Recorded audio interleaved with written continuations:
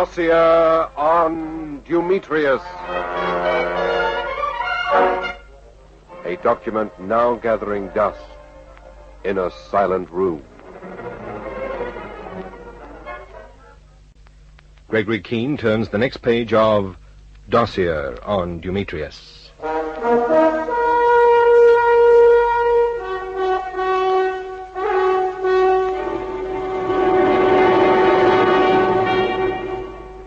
Looking back on it, I can remember the moment we heard about Mitchell as though it were only 5 minutes ago. We were after Dumetrius. We knew nothing but the name. We were groping in a fog. 4 people could have told us what he looked like. 4 people could have given us at least that to go on. But of the 4, 1 was dead. Hetty Bergner simply hadn't taken any notice of him on the plane. Peter Ridgway was in hiding, wanted on suspicion of murder. And the 4th man? Well, Digby Mitchell had wired us to expect him on a train from Birmingham arriving at 7 o'clock. And we'd just been told that he hadn't turned up. It looked pretty grim. And then there was Hetty Bergner herself. Cut swore she'd deliberately given him the slip when he followed her the day before, and that was something that needed looking into. I had her address, of course. It seemed a good idea to see the chap outside was on the job, Miss Bergner, and then, of course, being on the spot, it seemed a better idea to drop in. Sure you don't mind? Of course not. You know, I've looked, and I can never see anyone keeping an eye on my flat. Oh, he's there. He was the man pruning the trees all day, for instance, and now he's just a rather brawny character, hanging about doing nothing in particular, but keeping out of sight. It's exciting. And rather frightening, too. I've never been guarded before. You've probably never been in such danger before.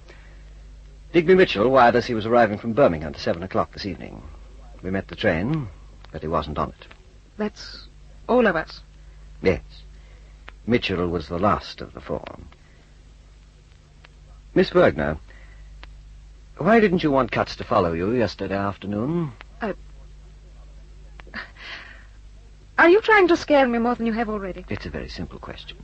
I didn't even know I was being followed. Tell me quickly, where did you go when you left our place on the embankment? Well, I took a cab, and then... Quickly. I went to Leicester Square Tube Station, and when I got down to the platform, I couldn't make up my mind whether to go straight home. Really, Major Keen... Go on. Well, I didn't know whether to come straight home or get out at Hyde Park, and I jumped on the train just as it was going. That's just the way people behave when they want to lose their shadows. If you think I haven't told you the truth, if you think I'm not telling you the truth now, why are you having me protected? Mine's that sort of a job, Miss Bergner. We have to be sure. I'm hunting a desperate man, and what do I know about you? Except that you have the... I have the what? It doesn't matter. I wasn't having you followed, actually. I sent Cutts along on the spur of the moment to see you on your way. And because he lost me, you began to suspect... Oh, how absurd. Major Keen, do I look as though I'd have anything to do with a murder? The widest eyes, the most innocent mouth, the most demure and childlike demeanor I ever saw belonged to a girl who'd poisoned 4 people and betrayed her brother to the hangman. Well, my eyes aren't particularly wide, and my mouth certainly isn't innocent. Next time you want Cutts to see me safely on my way, let me know, would you? So that when you call again, I can offer you a drink, instead of having to defend myself against your preposterous suspicions. How terse are you, really? I'm not terse. I'm just plain frightened. I'm sorry about that. Well, there doesn't seem to be much point in hanging about. I expect I may as well shove off. You don't have to go. Would you like that drink? I think I would. You can sit there and tell me what's made you look the way you do. And why you believe only the worst of people. Even people like me.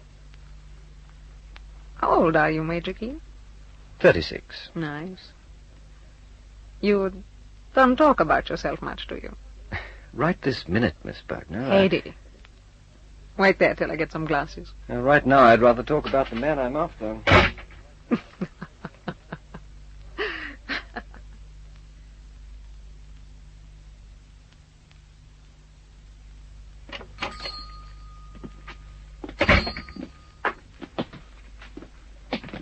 Your tea.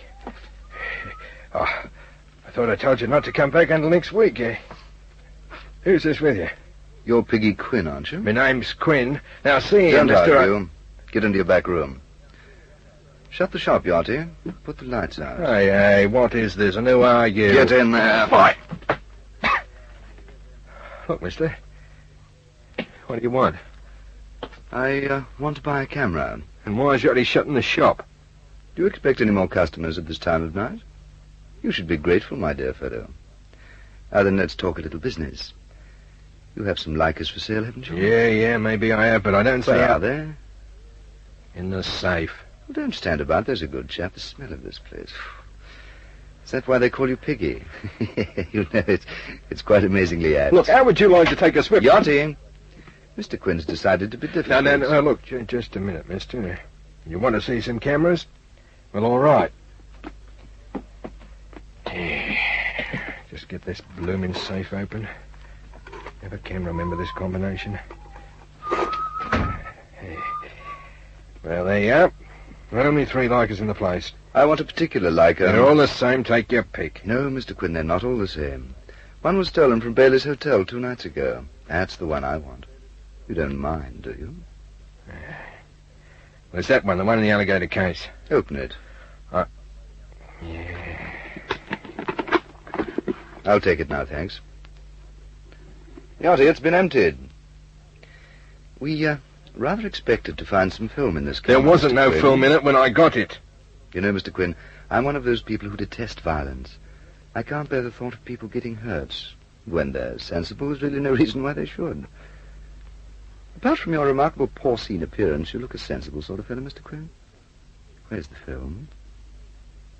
If you want it that bad, what's it worth? I see you completely misunderstand me. You should ask yourself what's it worth to you. Oh, yeah, I'll sell it, all right, I'll sell it. Much as I regret this, I really think we'll have to make you see reason. What do you mean? We happened all night, you know. Yachty. Now, look. Wait a minute. All right, if you want that bloomin' film, you'll get the bloomin'. Just take the bloomin' film and get out of here. I don't know who you are or what you are, but just take this film and get out. There. Thank you. Now, will you go, the both of you? It's remarkable how often you find very fat men very timid. Of course, tonight, Quinn, you've something really to be timid about. Let this be a lesson to you. You really shouldn't go about buying stolen cameras. Who are you? It won't mean anything to you, but my name's Dumetrius. Good night. Hey, mister, just a minute. What about him? Who, Yachty? Oh, he'll be staying for a while. You didn't think we could leave you like this, did you, Quinn? You know too much. I'm leaving Yachty to have a word with you.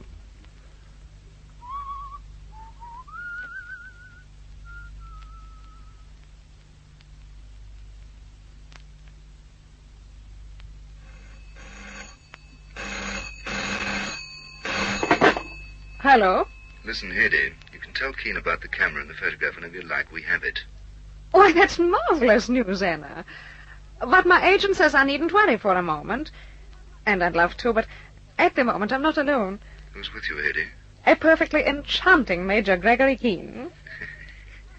How very convenient. Yes, isn't it? I'm having some glamour pictures taken tomorrow. It's such a frightful time since I had any done.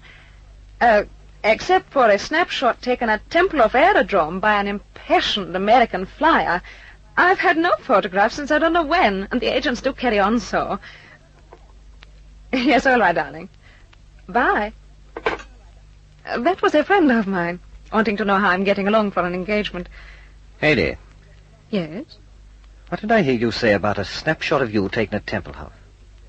Why, yes. Yes, that very silly young American who was killed. Just as we were getting onto the plane for London. And who else was in it? The man calling himself Scammell? I believe he was standing close to me at the time. Why couldn't you have told me this before? Well, I simply didn't think of it. Is it important? Important? Don't you realize that's what Godowsky was murdered for? How could you have been so incredibly stupid? But a photo of me? How was I to know it had any No, significance? the picture of you didn't matter tuppence. It was the picture of Dumetrius. Who did you say? Dumetrius. The man who came to London as Major Scammell. Oh, if only I'd known about this before. If we'd gone back to Bailey's hotel that night a mere half-hour earlier... How did you discover his name? That's not important. Listen, Hedy, I must get back to the embankment. Not that there's much I can do about the camera now. Good night. Come and see me again, please. What's wrong with the chap outside? I don't want you for protection. Goodbye now. Oh. Hello? Yes, he's here. It's for you. Must be Cuts. Hello? Yes, Cuts. What's that he has? Well, hang on to him. I don't care if he drinks gallons of my whiskey. If it's the only way you can keep him there, break open a case of the stuff. All right, give me 10 minutes. Right. What is it? Anything to do with Dumetrius? Yes, something very much to do with Dumetrius. One can't be on the wrong leg all the time. Good night, I must bolt. But tell me, what is it? Captain Digby Mitchell showed up after all.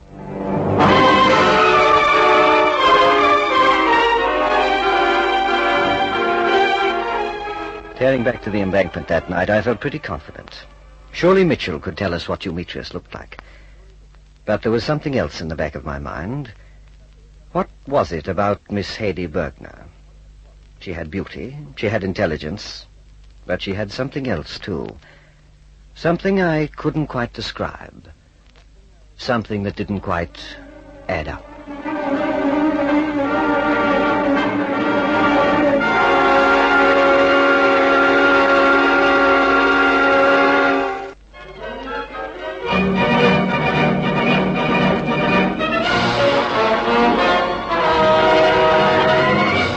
Gregory Keen discovers what he thinks is an important clue for the discovery of Gorofsky's murderer in the next chapter of Dossier on Dumetrius.